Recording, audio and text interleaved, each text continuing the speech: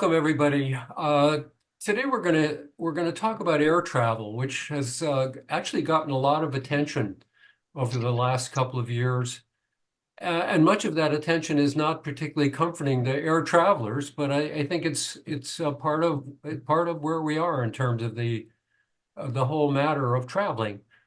As an example, you might remember the door plug that fell off, or maybe it blew off the Alaska Airlines Boeing 737-9 MAX about a year ago, I guess it was.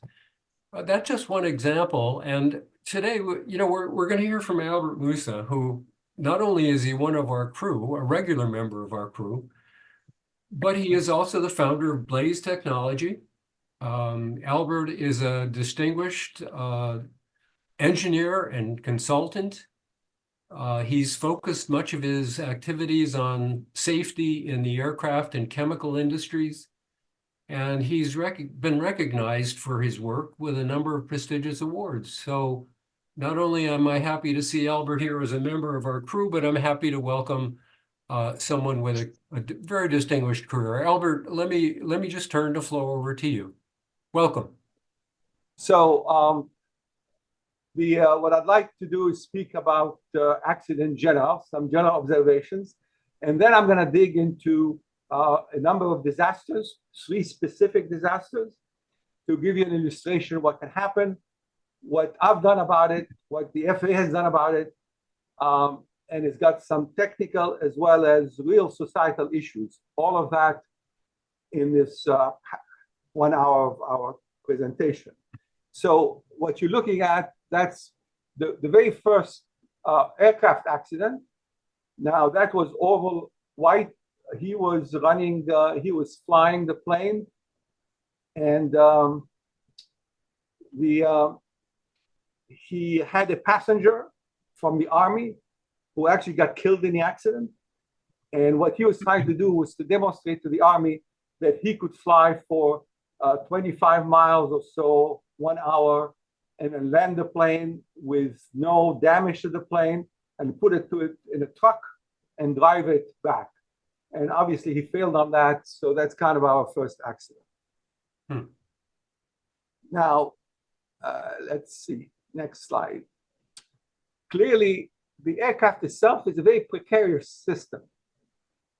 You have several people sitting inside, confined. The fuselage is pressurized. You're at a high altitude, high speed, no place to go, so to speak. Unlike a problem on a bus or a car, you may have dangerous cargo.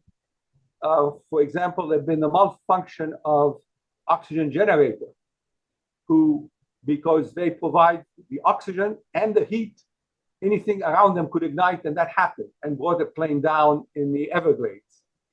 You could have malicious as well, like the bombs, and also some of the new technology, like lithium-ion batteries, basically can run away and they don't need anything else, so to speak, to pose a threat.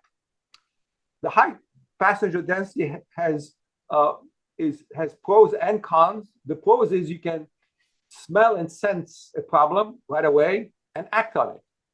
The con, of course, is in an accident, you're trapped and you have to evacuate. You got to do it very fast.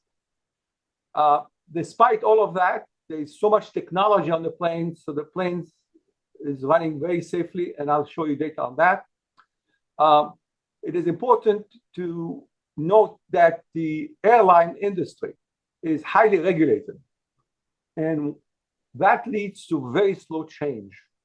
And also, the airline has made very little profit over the years. And because of that, they cannot afford large expenditures. Now, Warren Buffett, many years ago, looked at the cumulative profit from over 100 years. And his number was a negative number, meaning the airlines have not been able to make money in their business, with the exception of Southwest. Now, of course, other companies that service the airline, like Boeing, GE, etc., they make money, but not the airline. The importance of that is they don't have much money to spend on innovation. This slide shows fatal accident by transport mode, aircraft, bus, etc. And if you look at the column all the way to the right, can you see my cursor, by the way? Yeah. Yes. Visible, eh? Great. So you see that if you look at fatalities, these are major accidents involving fatalities. The numbers for aircraft would be 0.02 per 100 million passenger miles, while automobile is 40 times more. And that's what everybody says, aircraft is a lot safer than automobiles. As a matter of fact, if you equate these two numbers, you come up with a travel distance of about 14 miles for the car. And then you hear that the biggest risk of flying is driving that 14 miles to the airport, which is an average number. People use these numbers often, but I really challenge that. That is really not the way to look at it, because I'll show why. But note here too that when an aircraft crashes, you lose a plane load of people. That's hundreds of people. And that's why a lot of emphasis on that, much more so than what happened when you have an automobile accident or even a bus or trains. Now, if you look at what happened in a flight, the top slide shows the plane as a function of altitude and time. The plane climbs, then cruises for a long time, and then descends. Now, if you try to look at the accident probability by phase of flight, the top one is climbing. And if you normalize by it, so you get 100% of the most accident-prone phase is climbing. Then takeoff is much less. Cruise is practically nil. Now, accidents have happened in cruise, but not because of cruising, actually. And then, of course, in descent, you do have a significant probability of an accident. Now, in climb, because that is when the engine is working hardest for takeoff. So the velocity is high, the stresses are high, the temperatures are high. And that's when things do happen. Less so in the final approach. But because you can always have a final approach and a climb together as a pair, then it's more sensible to talk about accident per departure. And these are Boeing data that shows the annual accident rate per million departures over a 6-year period. And you see that the dotted line are the accident rate, they're going down. And the other one, that line, the blue one, is accident that created full loss of the aircraft. These are the most severe ones. And you see they're dropping very fast. And if you look at where we are here pretty much. It's kind of like 0.2 or 0.3 per million departures. Now, the interesting part is a statistician would look at that trail here and say, you'll never go below that because that's kind of the noise in the system. And we're always going to have some accidents. The engineers look at it differently. We look at every case, what accident happened, and study it in detail and take action to prevent it from happening again. And that works, actually. But of course, other technologies come in, other hazards come in that were not recognized. And that's what keep it going, so to speak. What you see, the bar charts, is how many people died in 1 year. And you can see that's all over the place. Now, luckily, it's going down here. Okay, so things are getting better. And you guys ought to feel safe flying.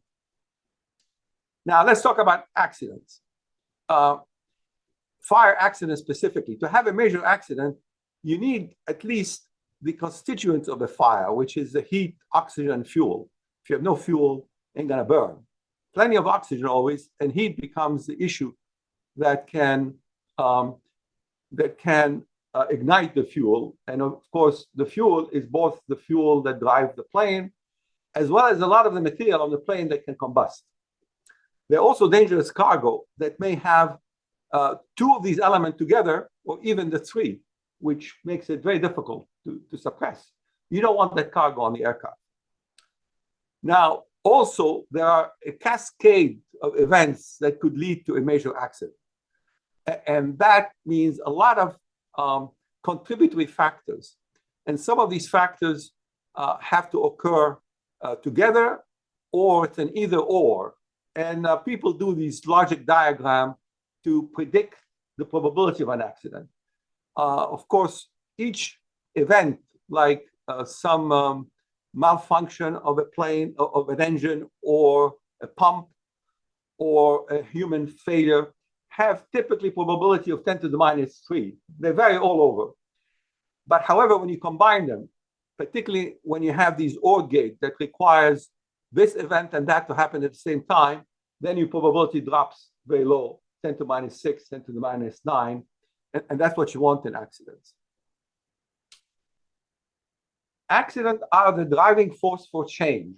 So typically, an accident happens, then the NTSB, the National Transportation Safety Board, will investigate it and recommend safety improvement. But they don't have any rule-making authority. So it's really not up to them. They cannot enforce their recommendation. The FAA, on the other hand, can take the recommendations, look at what's the impact on industry, and then enforce them if they elect to. And the FAA has a dual mandate to both promote civil aviation and public safety. And sometimes there are conflicting issues here. And that every time a big accident happens, then Congress says, well, your FAA, in that dual mandate, you really should focus more on public safety. But then within a few years, the interest in the accident kind of wanes down, and the FAA goes back to business as usual, which is the dual mandate. Now, industry is involved with both the NTSB and the FAA in their investigations and in their reports sometimes. And when the FAA issue directives, normally the industry has already some input in that. And some of the directives could be obligatory, and some are simply advisory. So it's up to industry to follow them or not. Now, the FAA has counterparts. EASA in Europe, CAA in the UK, Japan, and TC in Canada. Now, that kind of Western Europe work together very closely. And they mainly follow the FAA, but the FAA follow them as well. However, unfortunately, there are other organizations overseas, and the FAA does not really give them as much attention as they should. As a matter of fact, accidents have happened in China, and that the China Civil Aviation Administration recommended against specific material that caused an accident.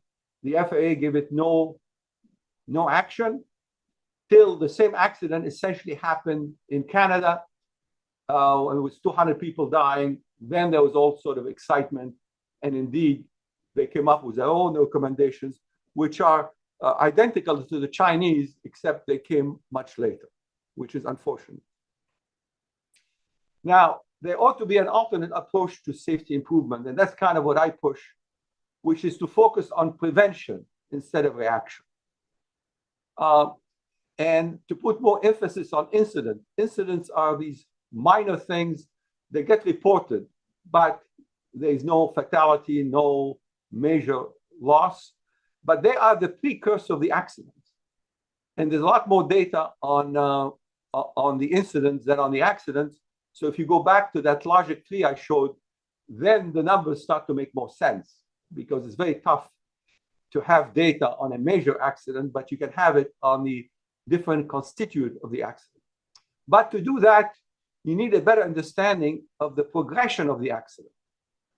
And to be able to forewarn about accidents, you have to be very confident because industry would come against you. However, if you do your analysis, etc., then you can stand by your recommendations. And what's very important in these logic diagrams is just to break the chain. And sometimes I found that by breaking one chain, you could eliminate or protect against accidents you haven't thought of, but at least you've done something. And that's usually better than just doing the statistics and talking about probability of accident versus taking action to reduce to break one of the chains. Okay, so these were general observations. Now we're going to move to specific accidents. And the first case is the fuel tank explosion on TW800. That was a 747. It was a mid-air collision, mid-air explosion. Happened in 1996. The plane was flying from JFK to Paris via Rome. The accident happened 12 minutes after takeoff at some altitude, even before reaching cruise altitude. Everybody on board perished, and there was suspicion of a bar or missile errant that hit the aircraft because nobody was expecting anything else to bring down the plane. So I'd like to show you a videotape on the subject. It's about 1 minute long. TWA Flight 800 is holding on to its secret.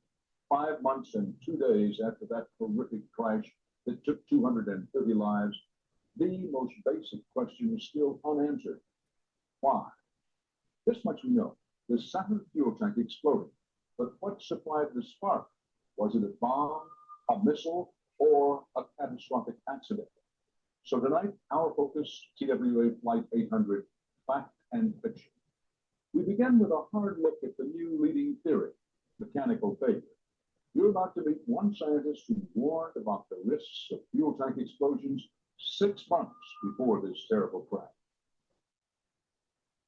For the last 2 years, we've been saying it can happen. But scientist Albert Moussa says no one paid much attention. Explosion of various kinds. It was 2 years ago that Moussa was commissioned by the Federal Aviation Administration to investigate fuel tank explosions. What we see here is an explosion inside a simulation of a fuel tank.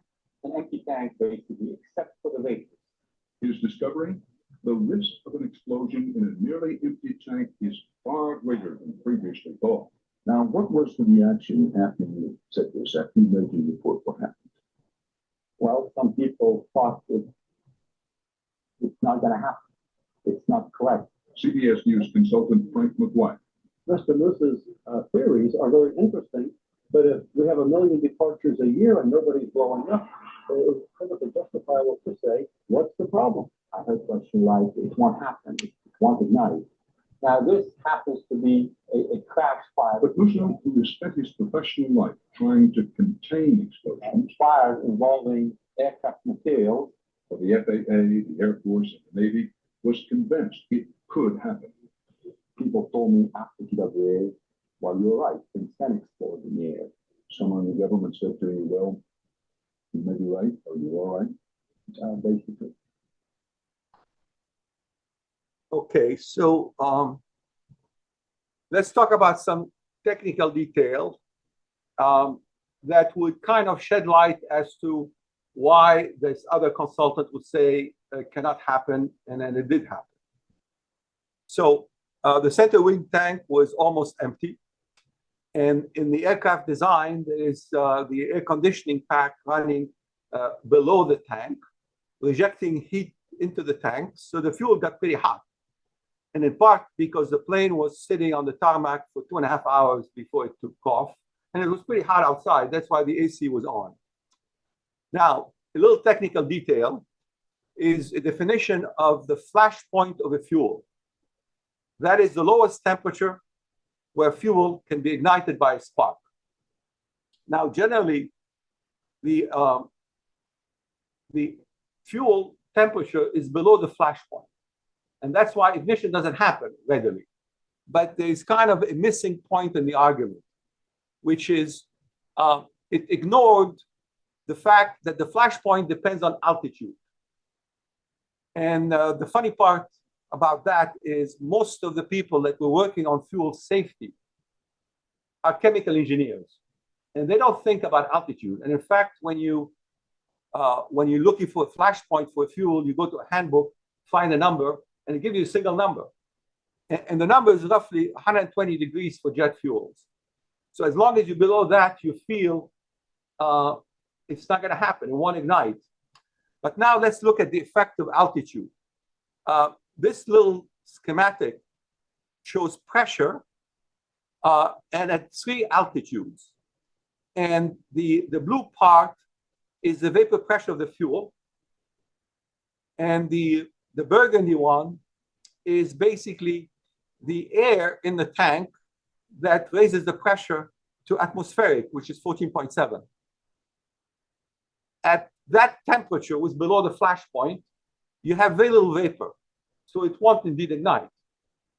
Now, the tank breathes. It is not sealed.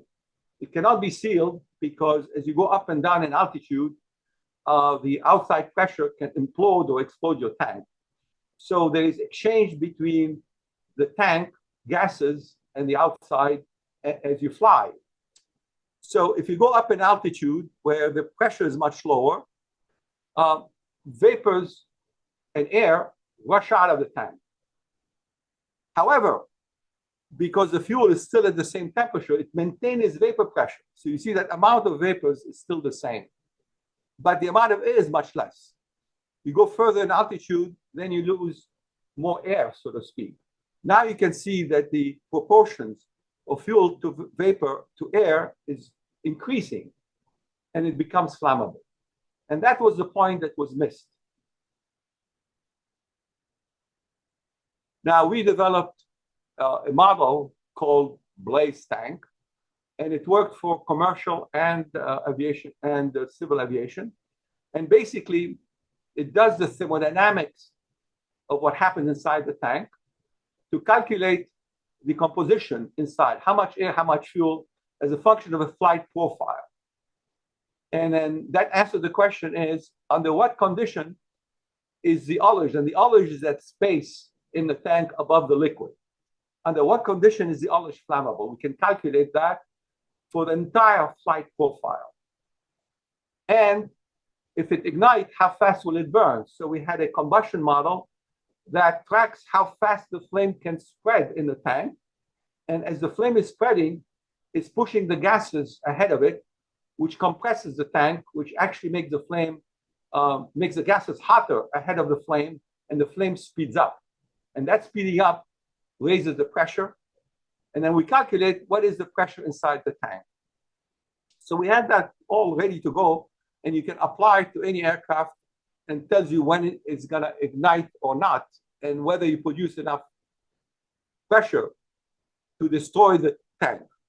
Now, the center wing tank is a pretty large structure, consists of about 5 bays, and there is a bay here. It's called a dry bay. There's no fuel in that one. Just for size, here I am standing in the dry bay. And you see, of course, the different, these panels that separate the tank are there to minimize slush. And they've got holes in them so that the liquid can flow without sloshing and to have uniform liquid level inside the tank for the pump to extract it. So now that you see how big is the tank, the NTSB in their investigation decided to run tests at quarter scale. Now this is a pretty large tank, but it's quarter of the fuel tank, which was much like a big room.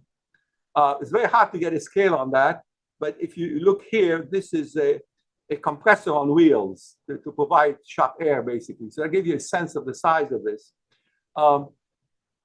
The job went to Caltech because one of the graduates of the NTSB is a Caltech graduate, I guess.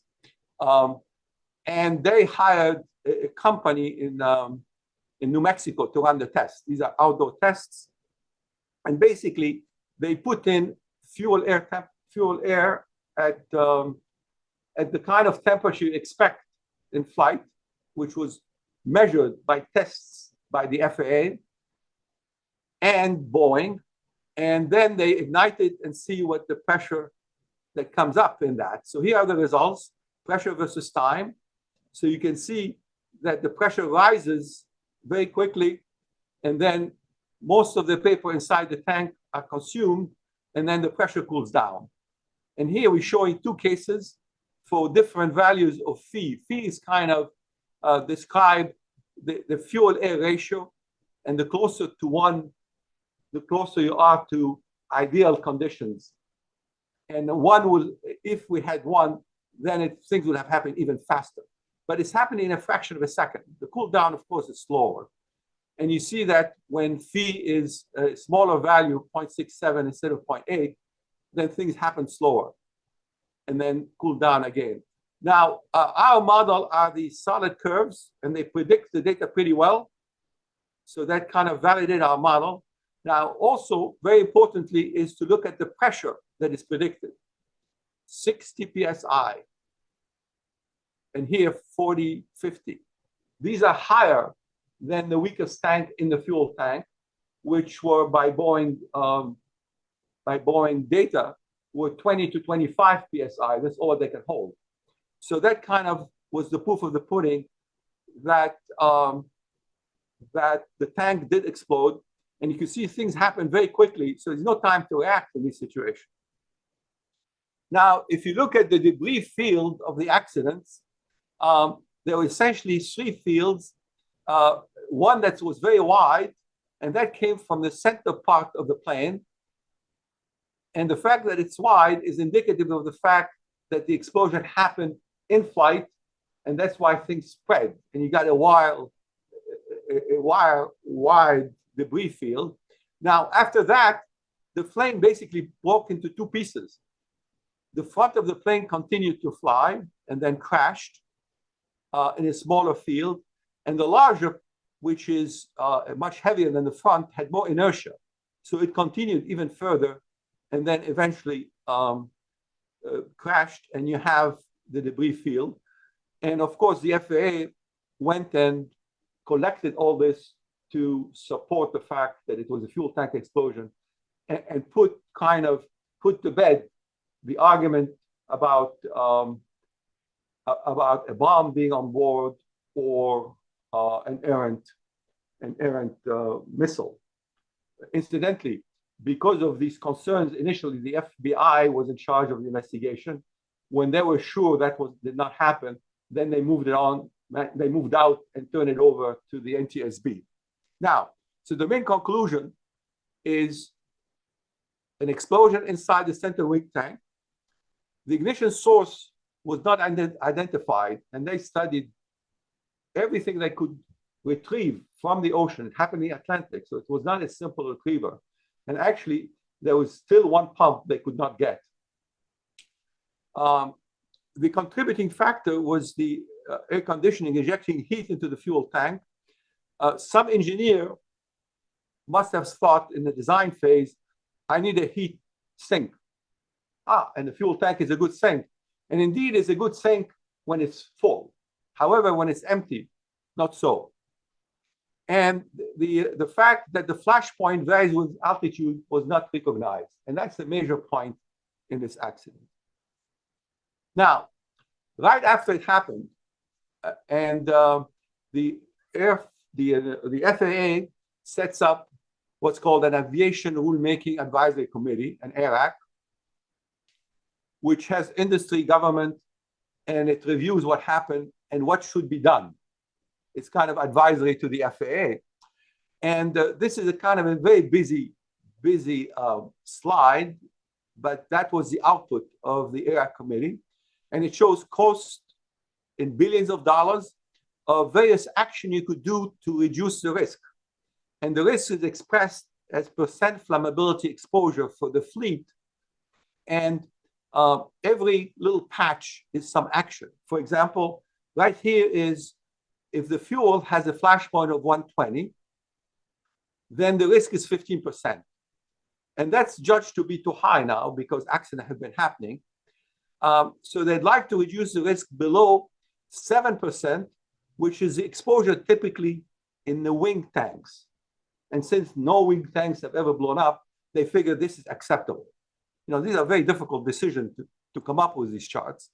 However, if you want to raise the flash point to 140, it would cost $150 billion if you did it for the US only. If you want to do it worldwide, it goes to $60 billion cost to do that.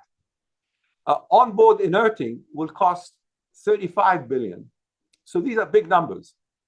Now, another red line here, look at that. That is the cost of accident like TWA 800 happening once or twice every 10 years. And a person in the FAA in that national meeting did the calculation, just showed that if we just pay people up and do the investigation and pay the lawyers, it will cost about $4 billion. And that's lower than anything else you do. And his opinion was, we should do nothing. And actually, I was sitting in that meeting, I couldn't believe what I was hearing from an FAA person. Now, of course, the situation changed over time. And this plot kind of will give you a good sense of what are the development of fuel tank protection over the years. Now, what I'm showing here is, first, all these dots are various fuel tank explosions that happened from 60 to year 2000, several. And the colors indicate what caused the explosion. Is it lightning, a bomb, electrostatic? Sometimes it's unknown. And of course, the annual departure is going down. However, if you normalize these accidents by the departures, by million departure, you see that the probability drop was high early in the 60s, and it dropped very quickly. And now it's kind of going down to the noise level that we showed you earlier. But this is uniquely for fuel tank protections. Now, what happened in the 60s is a switch from Jet B to Jet A. Jet A is what's being fired today in aircraft. Jet B is equivalent to gasoline, and Jet A is kerosene. And that changed really because Jet B has a much lower flash point. The accident rate was high. When you switch to a higher flash point fuel, a safer fuel, the accident rate drops significantly. And that's why some of these people in industry will tell you, we did the switching. So what's the concern? Except that in the 1990s, Philippine airline happened, which was a fuel tank explosion that killed about 8 people and injured a few. Again, because it's not in the Western world, it doesn't get that much attention until TWA 800 in 96. And that got a lot of attention, even though this ERA committee was saying, well, what if we did nothing? But then in 2001, Thai Airline happened.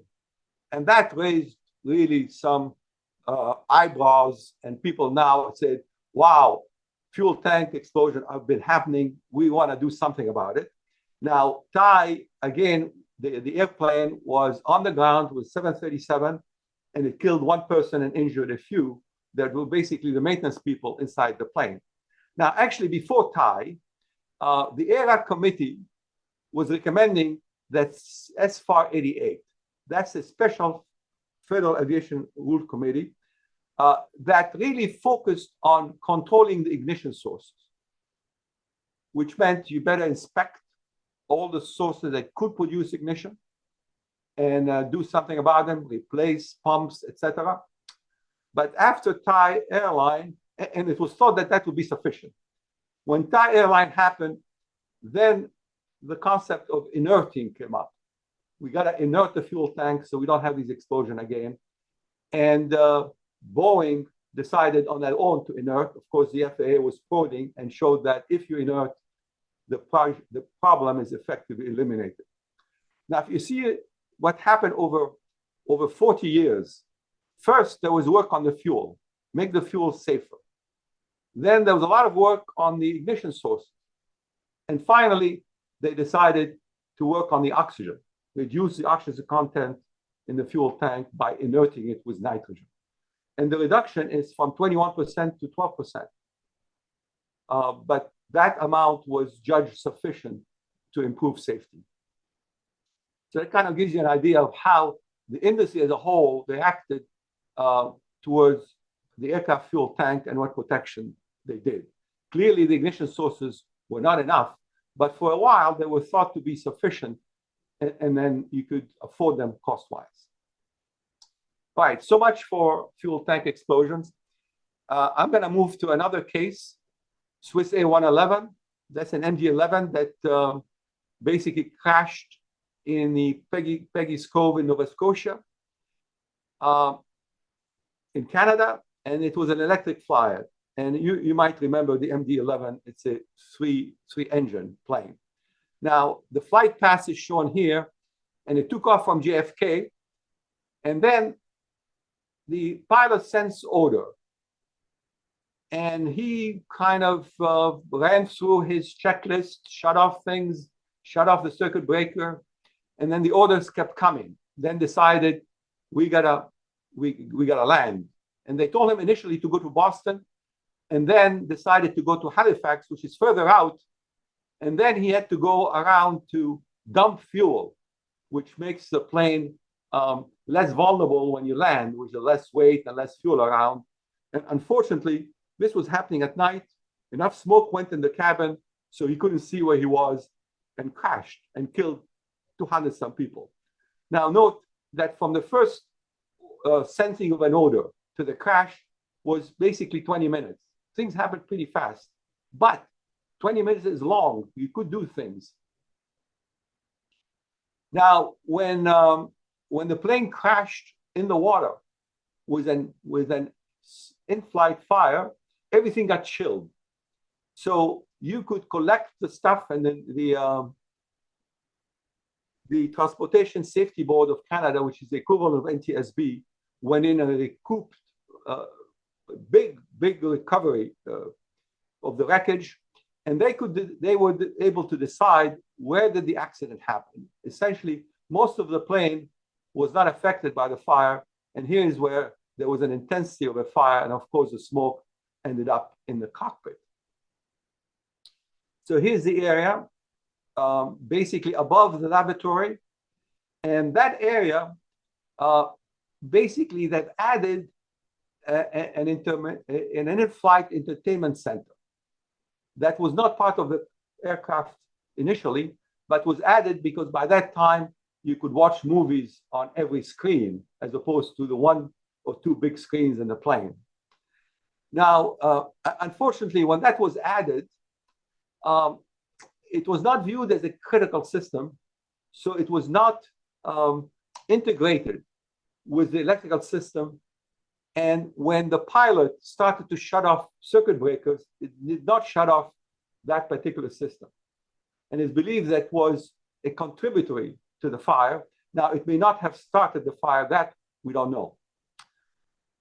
Here's what they tried to do as a reconstruction by the Canadian TSB. And they did not have to reconstruct the whole plane like TWA 800 did, just the front area where the problem was anticipated. Of course, the Canadians are a little bit more frugal than we are, but they still spend about $20 to $40 million on the investigation, which also put them on the map, so to speak. This shows the various pieces they collected, and then you do basically a mock-up, and you put every piece where it is, which is not trivial, but it's done. Here's another view of it, and basically you could see where is the damage on these, so you know the fire has happened there. And normally, if it burnt more, then it probably burnt longer, but that's not always true. And that's how you try to chase where did the fire start. Now, all that happened in the attic of the plane. And the attic has no fire detection or suppression system at the time, and that has changed now. So the fire happened in there, and because of the ventilation system, which suck up basically air, blows it down. You see that in your aircraft. It either comes from the center or from the sides, right on your seats, and then it's pulled from the bottom, and some is exited, some is recycled. Now, the fact that you have no detection or suppression, the fire can go on longer. And the fact that you have the ventilation there with filters before you push the air in the cabin and in the cockpit, it delayed the discovery of the smoke because the air was initially cleaned by the filters. And then later on, the fire got bigger.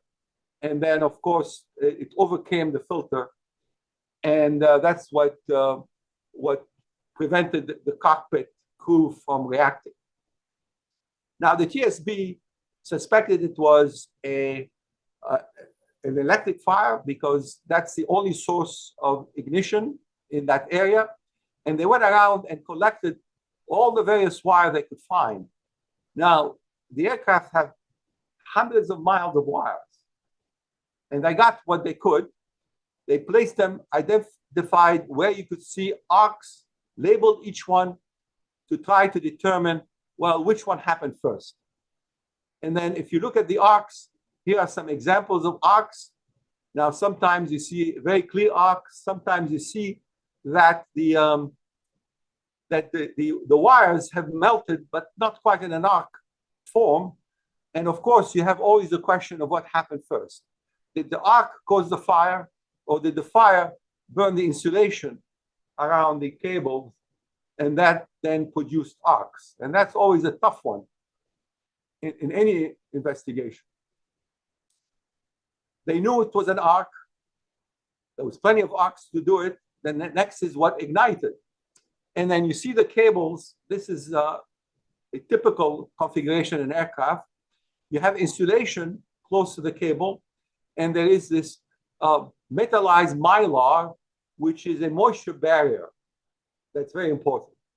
Now, you can see here that there was some heating and some ignition, some burning, charring of the insulation, and the moisture barrier melted and got shrunk away, and that was not a major fire. Now, every polymeric material that goes on board is tested for flammability. Sometimes a few slip through. Now, this one actually, that is the mylar, and it's tested in a classical vertical Boston burn test. And essentially, you hold the piece vertically, and you put a flame to it, a Boston burner, and you subject it for either 12 or 1 minute, depending on the material. And then you pull the flame away and see if the fire goes out by itself. If it does, and there's a requirement as to how fast it goes out, and then whether it drips, etc. All of that is in. And that is the basic of whether it will pass. And if it passes the test, then you can take it on the aircraft or not. That is not the only test, but that was the test that mylar was subjected to. Now, in reality, the mylar is not held alone. It's held next to the insulation. And the insulation could interfere with the shrinking of the mylar that pulls it away from ignition and suppress the fire, extinguish the fire, basically. So here is a test done by the FAA where they were going to test the mylar in use. This is metallized mylar, and they're putting it in a horizontal position with the insulation under it. And then the test has two components. You subject it to a heat from the top, and then you bring in the flame and see what happens. The heat from the top simulates another fire, another something burning. And you could see that that mylar burns. It shrinks, yes, but it doesn't go out because it's still supported by the insulation. Any dripping happened in the insulation. Unfortunately, we don't have the sound for that, but that woman who ran the test, she's an FAA person, when she saw that, she said, I can't believe we had this on the plane because it does fail the tests. All right, so what are the conclusions for Swiss A111? The fire started in the attic by an electric arc. They kind of knew that, but they could not identify the actual arc. And there were contributing factors. The ventilation system delayed smoke discovery, as I said. That IFEN system being on a separate electrical circuit was not shut off by the circuit breaker when the pilot went through his checklist. And of course, the moisture barrier was very flammable. And it's really the combination of these events that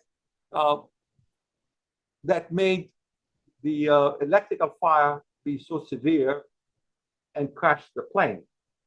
Electrical fires happen a lot, and actually they're the most frequent ignition sources and types of fire on the aircraft, but they usually are not severe enough to produce a disaster because there aren't many things close to the cables to ignite. And for your information, the cables, the whole electrical wiring of the aircraft is designed such that there is no check on it, in the sense that it's you put it in and you wait till there is a malfunction, then you have to go in and replace whatever section is giving you the malfunction. It's kind of a place and forget, unlike many other materials where you can monitor things. That's because it's very difficult to replace the wires, so you leave them as long as they're not causing problems. But over the years, there have been many wire changes, mainly in changing the insulation material. For example, Kapton is very popular nowadays, but it's been changed with different material, TKT, and it's very semi-stable material. Okay, so that's end accident number 2. I'll talk now about accident number 3, which is a crash kind of accident, post-crash fire, very different from the first 2. And it happened in Lexington, Kentucky on a CRJ. These are the smaller planes by Embraer. And it killed 49 people on board. Only the first officer survived. Now, basically, that is the Blue Gas Airport. And you have 2 major runways, runway 22 and 26. And the aircraft was leaving in the morning and by mistake took the short runway than the long runway. And the short runway, you run out of space. This is the runway 26. And then went off the airport, hit a fence, and then there was an embankment, hit the embankment. The runway was not long enough for the plane to pick up rotating speed. It did it anyways, but it lifted off somewhat, but not enough to fly, and then it crashed. Let me show you some of what happened. As it was flying, the wing hit some trees, as you can see, the evidence of the impact. You can see that evidence also on the wing itself that was recovered afterwards. You see the charring on the wing. That means it hit the wood with enough energy so that the dissipation of that energy ignited the wood. But of course, combustion would not continue because it's hard to ignite a big stock of wood. So this is kind of the embankment it went through, and it slammed, ground skidded for about 600 feet, and then came to rest up here. And then, of course, in an investigation, you usually look at the path line, if you have it, or the timeline. In this particular case, we had both the timeline and the path line, and putting them together could tell us pretty much what was happening. The fire department arrived within minutes. And you could see now the foam. This is a triple F foam that was basically blown on the plane, which put out the fire outside.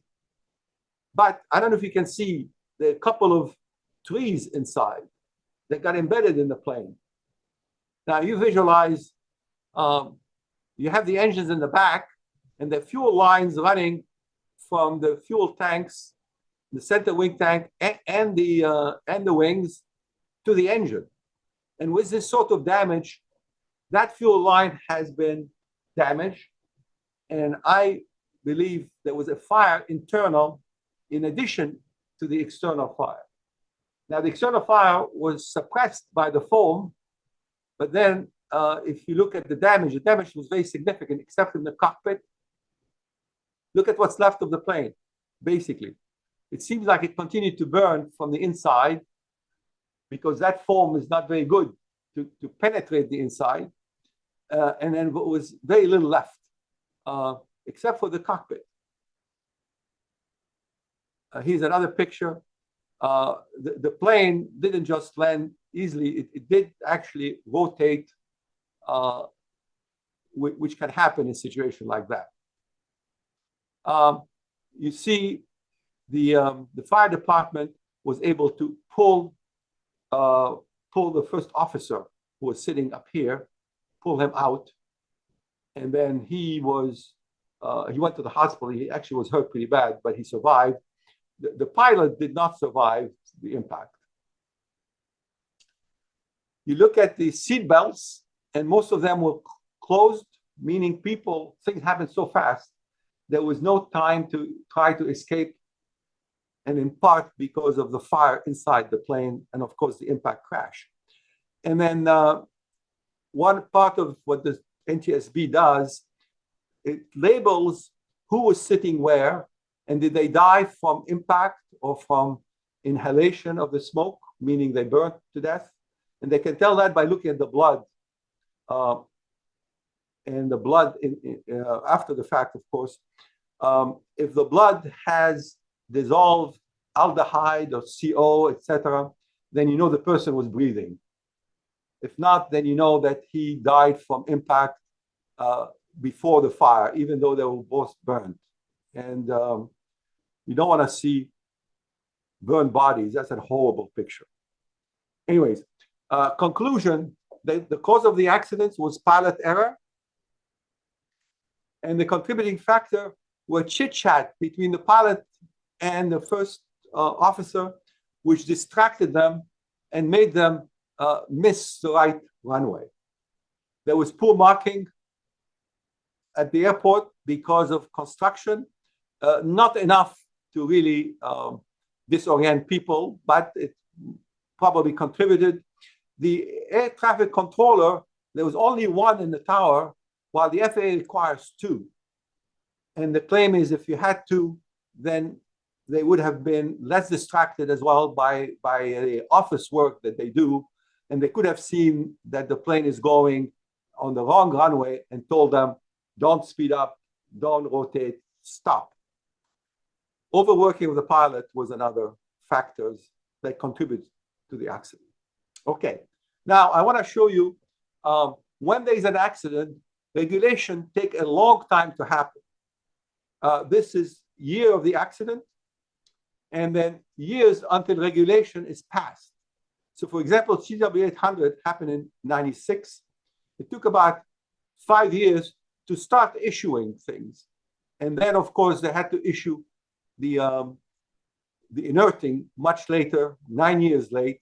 And compliance takes a long time, depending on which plane. The 747 complied first, and then other planes had to comply. Airbus complained very much, said we never had an explosion in the center wing tank. But of course, to harmonize all these aircraft, they were forced to also inert the aircraft. Now, if you look at Swiss Air 111, it happened in 1998, and to get the issuance of take out the Mylar, it took about 7 years or so to comply with it. As a matter of fact, people would come to ask me, we see this metallized vapor barrier in the aircraft. We don't know if it's Mylar or Tedlar.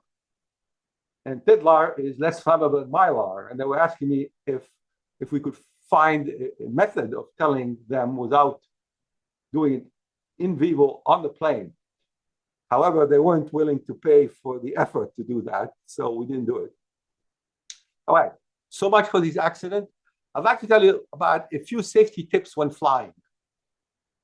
You want to minimize your takeoff and landings because that's really the departure is where the accident happened, mainly statistically.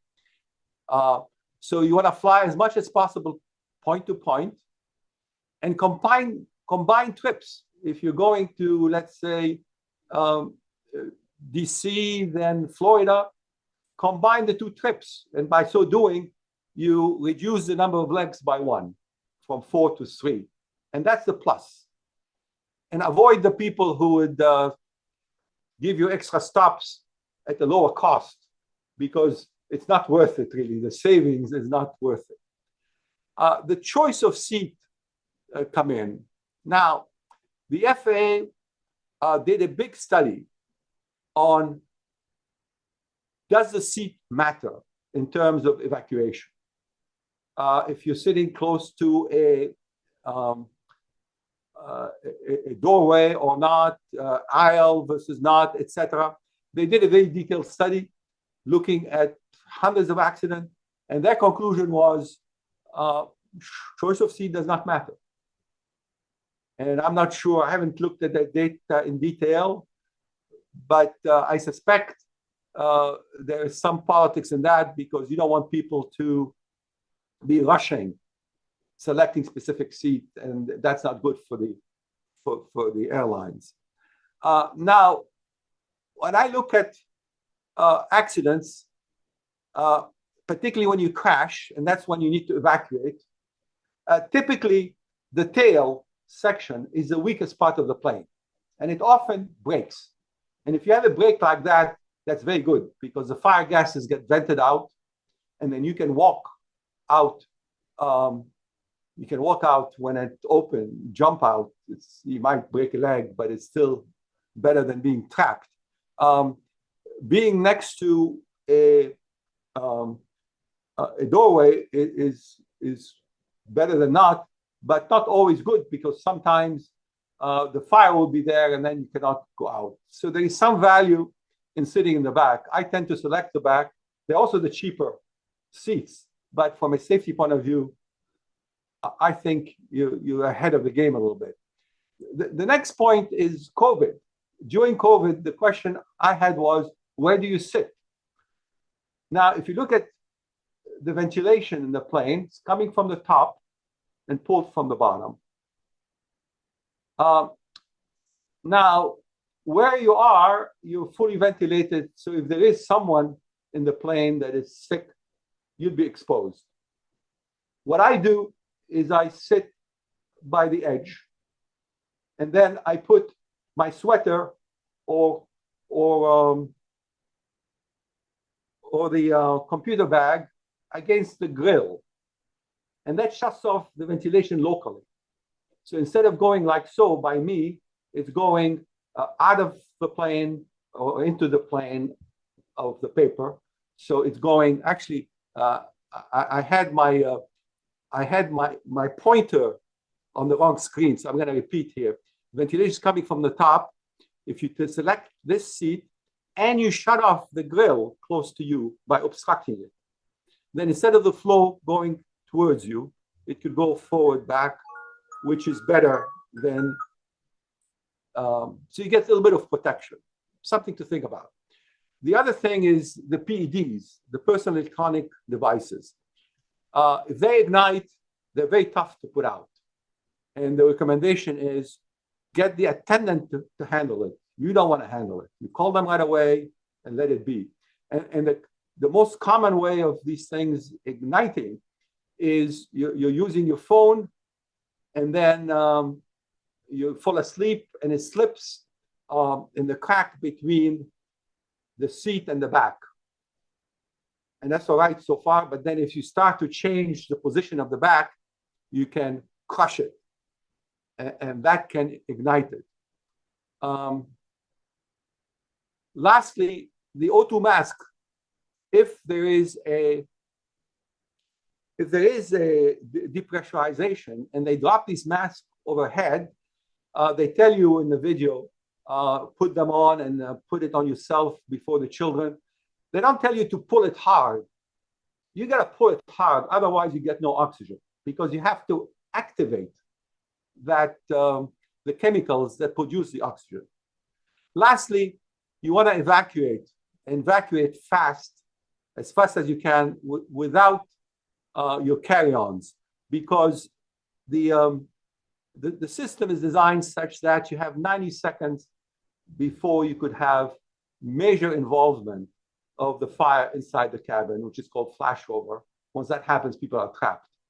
So evacuate as fast as possible without your carry-on. But of course, you don't want to jump over people, etc., because the panicking can be very detrimental. As a matter of fact, the AAIB, which is the NTSB of the UK, that did studies where they had people in, their own employees actually, and they told them, okay, we're going to simulate a drill where you have to evacuate. And they evacuated within the 90 seconds very nicely. Then they repeated the test, and I said, first people out will get 100 pounds. People start to jump over the seats, etc. Then it was much more difficult to evacuate.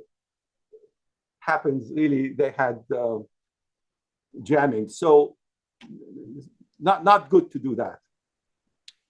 Closure. It's safer to fly than any other mode of transport. More attention should be given to incident as a driving force to do improvement via prevention, as opposed to waiting for an accident and reacting. But that, of course, requires a very good understanding of the progression of the accidents, but it can improve safety, even if the cause is not identified. The FAA can benefit more attention to overseas experience, and there are plenty of challenging problems, particularly in view of new technologies, like lithium-ion batteries. Here is just another idea to protect against COVID. And thank you for listening. I'm happy to take questions. Yeah, Albert, I want to thank you for a sobering, but nevertheless a very clear demonstration of what engineering is all about. And that is to understand and manage or minimize the risks of operating engineering systems, in this case, airliners. And you've done a beautiful job of it. It's it's something where we all typically fly wherever we're going if it's long distance. And, the kinds of things you've talked about are, I guess we, as typical citizens, we take for granted that they're going to fly safely, and they generally do. But you've raised some important issues about things that, in a way, should worry us. For example, I have a couple of questions. I'm sure there are others. But I'm wondering about the Swiss Air experience with Mylar. How was it possible that a flammable material like Mylar could have been used on an airliner? How did that happen? Was there no pre-check or pre-determination? How did that happen? Basically, in principle, flammable materials or polymeric materials should be tested in as close a use as possible. And it was not. There's a number of tests that the FAA uses. Some are as simple as a Bunsen burner test. And indeed, if you put that Bunsen burner under the Mylar in a vertical position, it shrinks away and the fire goes out. And that made it pass. Now, if you put it in a horizontal position with the insulation below it, it shrinks away and melts. It drips, but the drips sit on that Yeah. nice insulator, so they continue to burn.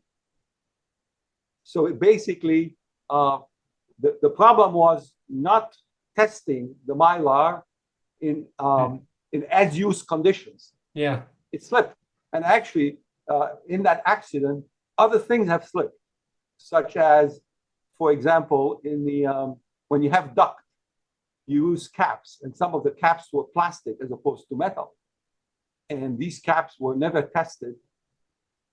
But I guess as I watched your presentation, I guess the good news in that, if there is good news, is that the NTSB or maybe the FAA learned from that experience and very quickly issued a compliance, and that I think is a positive benefit of the experience. Is that right, or am I? Absolutely correct. But complying with the compliance was not easy. Yeah. Because people didn't know whether they had Mylar or Tedlar. Tedlar Yeah. was more forgiving. Yeah. I mean, that's the sad part. The other sad part was that in China, their civil aviation authority pointed to that problem before. Yeah. And then the FAA was basically oblivious, or I'm not sure exactly what happened, but anyways, but they acted. Yeah. Oh, I see some hands. So, Arbor, let me take Tom, and then we'll move on to Michael and Eddie. Go ahead, Tom. Yeah, hi. Yeah, this question may be a little bit off direction, but when you're showing your statistics, there were a significant number, that most of the accidents occurred, landing and takeoff. And I was wondering, this is probably related to pilot error. Is there any sense of how safety could be possibly improved with automating the flights? In fact, having automated flights instead of pilots. Well, the flight is fairly automated presently. And basically, the autopilot is on all the time, and the pilot is there to react if needed.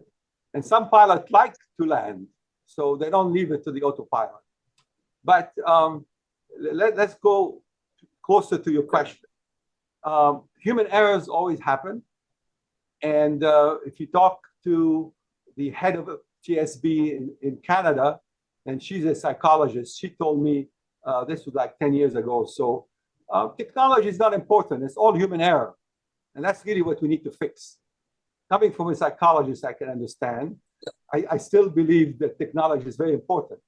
Now, some of the thinking that very low level that they call the noise level is because human error will always come in. Now, when you talk about full automation, you saw what's happening with Tesla. Full automation, if it's perfect, it works very well, but it may be imperfect. And that's when you need the pilot to react. And many times the pilot can react, but because they've depended so much on the autopilot, they've lost their skills to react fast. And I think a good example of that was the Air France that crashed outside of Brazil in the Atlantic about 15 years ago because there was a problem with the pitot tubes, and they were giving him different values. One of them was plugged. And the pilot couldn't tell which one is right. And then they discovered they could able to, and they had about more than a minute to recover the plane when it was plunging, but they didn't because their skills have gone down. So you're touching a very sensitive issue. Another aspect of that issue is oftentimes if the plane crashes and the pilot is gone, you can blame it on the pilot because he's not there to defend himself. So it makes answering your question very difficult. Okay. Thanks. But I guess, the answer is that when you talk about human error, you're talking about now changing the human in the cockpit to the programmer who wrote the program. So will the program be as accurate as or acceptable as a pilot in the cockpit? My think is like in the Tesla, you want both. So have the autopilot do as much as it can, and have the have the pilot as a supervisor, and you got to force the pilot to not lose his skills as they keep watching these systems and not do much. You know, the message, it seems to me to be that you know, if you're going to try to automate flight, you have to depend on data and sensors and data collection and responses to that. But you have to feel confident that you're collecting meaningful data and the sensor doesn't fail. Therefore, you do need to have a human somewhere nearby in that event to take control if things get out, if automation gets out of control, right? I mean, it's a combination of both, I think. Anyway, that's an interesting point. Let's go to Michael. Very interesting, Albert. I was fortunate enough to learn how to fly a number of years back. So, you know, a lot of the elements are relevant to me and very interesting. One of the things that's very interesting is more recently, particularly down in Phoenix, when we're seeing temperatures of 116 degrees, 120 degrees, and this is happening over a 30-degree period of time. Some flights are on their first leg. The airplane's been sitting around all night waiting for the next flight. The fuel's heating up. The density altitude is getting higher and higher. Thus, the pressure inside the tanks are getting lower. Is this going to have an impact on accident frequency now as the temperature becomes higher and the upper atmosphere becomes less stable due to climate change and turbulence? These issues are kind of new, actually. And where do we sit there? Okay, so if the tank is inerted, then the likelihood of TW800 happening again is much less. Not all aircraft are inerted. The small ones, I worry a lot about the general aviation because they're not inerted. So I would think, because of what you said, one ought to expect more problems. But in addition, you mentioned using a nitrogen overpressure in fuel tanks. That seems to me to be extraordinarily important. Without oxygen, there's no ignition, right? Well, so is that typical? Is the nitrogen overpressure typical in jet fuel tanks? Yes, that is after. That seems to me to be the most important thing that you could do. Right. But now let's dig into that one a little bit. So presently, I get over enthusiastic sometimes. Okay, but that's fine. That's good, actually, to be enthusiastic. Otherwise, we'd never fly. Yeah. But the requirement presently is to inert down to 12% from 21% O2.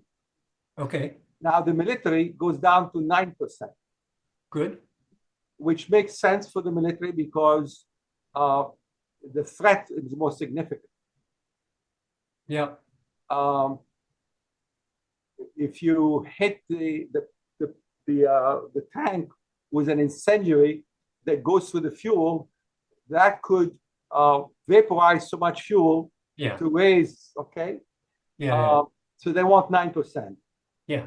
The FAA considered that and didn't go to 9%. So it's not like you have 100% protection. Yeah. But it's better than none. Yeah, absolutely. And I got a paper on that too. Yeah. That 9 would have been better than 12, but 12 is better than 9. Yeah. We're running close to our witching hour here, and I always promise to end by noon, but we have another hand up, and we'll take Eddie. Yeah, sure. Go ahead, Eddie. Yes. Actually, I have so many questions, but there is a generic one, I think, which is that when tests are run, it seemed to me like the ones you showed us were not really done in situ, that is, in the actual flight conditions. For example, they're done at atmospheric pressure and temperature with the fuel tank. And yet you've got Paschen's law, for example, that basically as the pressure goes down, the potential for voltage discharge goes up. and I'm just wondering, well, and on top of that, you've got far more wiring going in. For example, Boeing and its entertainment systems and so forth. I'm just wondering how good our systems are in testing today for future potential failures. Well, it is tough to test everything full scale. As a matter of fact, Boeing took a 747 and tried to duplicate the condition of TW800 as close as possible. And they did find a pilot that was willing to fly it. And everybody was crossing their fingers. And then they measured how hot was the AC, that much hotter than the fuel tank, of course. And how hot did the fuel tank, and measured temperature in different places within the tank. And based on that, tests were designed. So they tried, not easy.